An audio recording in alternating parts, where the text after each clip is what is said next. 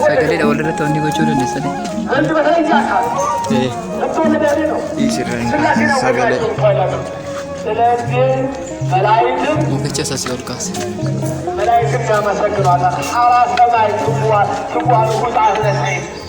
የሰማይ ወታደሮች ይሁኑ ወታደሮች የሰማይ ወታደሮች እንኳን የማይተኙ ሁላት መቃ አባ መቃ ልማ መቃ ሰሮ ቁልቁሉ ዋቀዮ tokkon አሜን ጃለተምቶታ ከበጀምቶታ ማቲ ዋቀዮ ዋቀዮ ከነስ ጃለቱ እስንስ ዋቀ ከሰን ከን ጃለተን መቃ ዋቀዮትን አከም ጅርተኒ አሜን ጃለሊፊ አራሪሳኑ ባየቴ ይፋምኒሳ ቡከይ ንቆይ ዋቀዮ ጎፍተን ጃለላፊ አርጁማ ሳቲን guyyaa irraa kanaan kan nu ga'e maqaan isaa bara baraan kan galatoomuu fi kan ulfaate nuuf haa ta'u akkasumallee deessee kan argamsiistee qabattees isa baraaruudhaaf kan waliin godaantee aga qaraaniyotitti kan wajjin dhiphattee jalqabni fayyina keenyaa boqonnaan laphee keenyaa maddi nageenya keenya kan taate qulqulleetti haadhi keenya guddaa maariyaamiin maqaan ishees bara baraan kan galatoomee kan ulfaate nuuf haa ta'u akkasumallee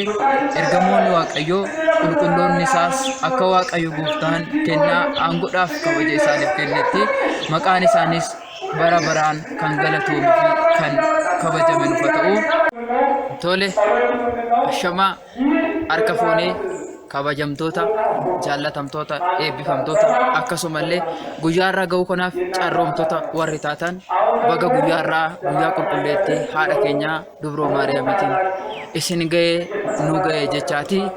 Amma lafti nuti itti argamnu naannoo Oromiyaa godina Shawaa Kaabaa magaalaa Fiichee keessatti bataskaana qulqulleetti haadha keenya Arata Maaraam kan jedhamtutti argamneetiin jirra jechuudha.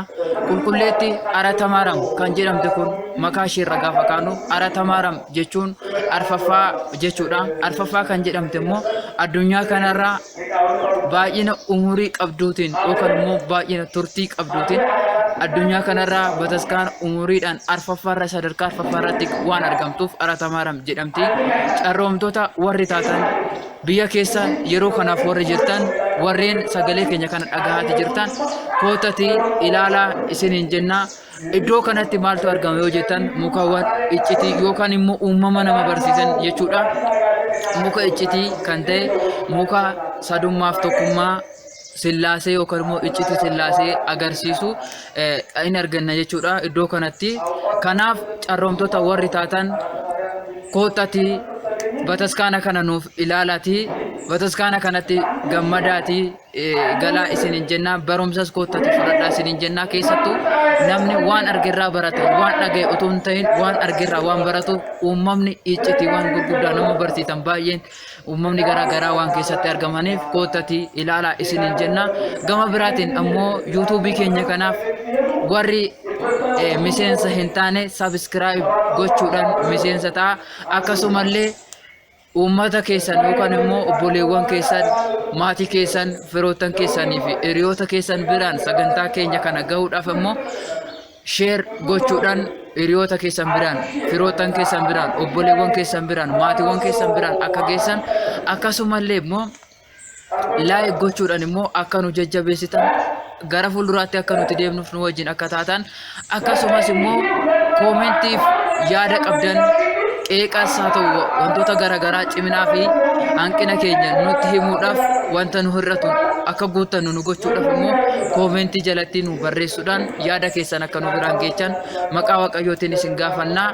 Tokkee ti'uu jechuudhaan seenati sagantaawwan keenya sagantaawwan babbareedoo nu hordofaa nu wajjin ta'a nu jajjabeessa nu faana turaan dhaamsa keenya jechuudha.